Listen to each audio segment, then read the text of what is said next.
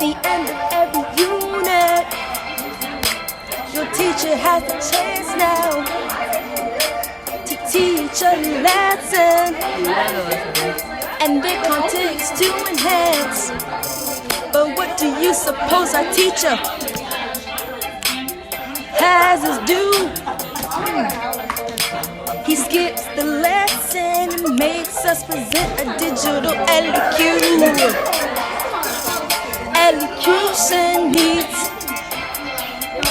historical evidence, reasoning that can corroborate and advance a complex thesis that Dr. J.P. Irish voice would admire.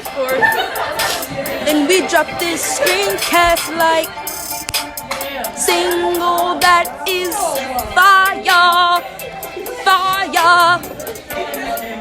Student created screencasts for you to like, subscribe, and share. Share that ish. We know you've had all the John Green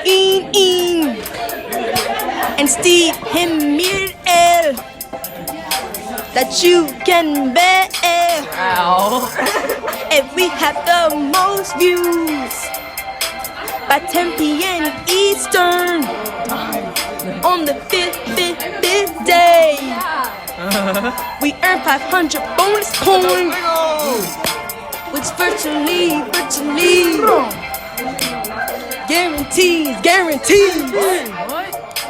an A. Hey, my GP up.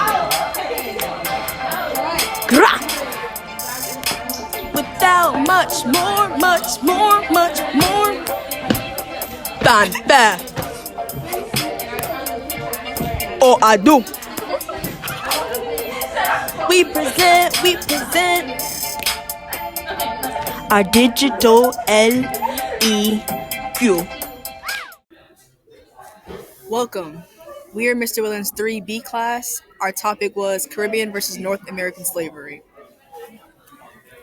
Slavery went to different parts of the world, including North America, South America, parts of Europe, and Asia.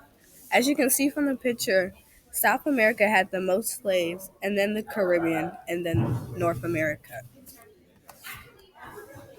Big ideas. What are differences in the crops grown in the two types of slaveries, and why were they a difference? How did the conditions of North America slavery and Caribbean slavery affect the system of slavery? Our thesis was that although the two types of slavery were similar due to the lasting effects on the regions, the economy and welfare of the region slightly increasing, and the rebellions that were held in both types. In various countries, the slaves were treated differently and there were different types of crops cultivated in each country. So, our evidence here states both forms of slavery had living and working conditions and diseases that spread throughout the slaves.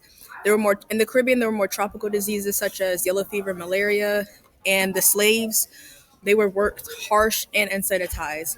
And in North America, the working conditions were better and there were less diseases, and the everyday lives of slaves were less harsh than others. And then in both forms of slavery, they produced cash crops.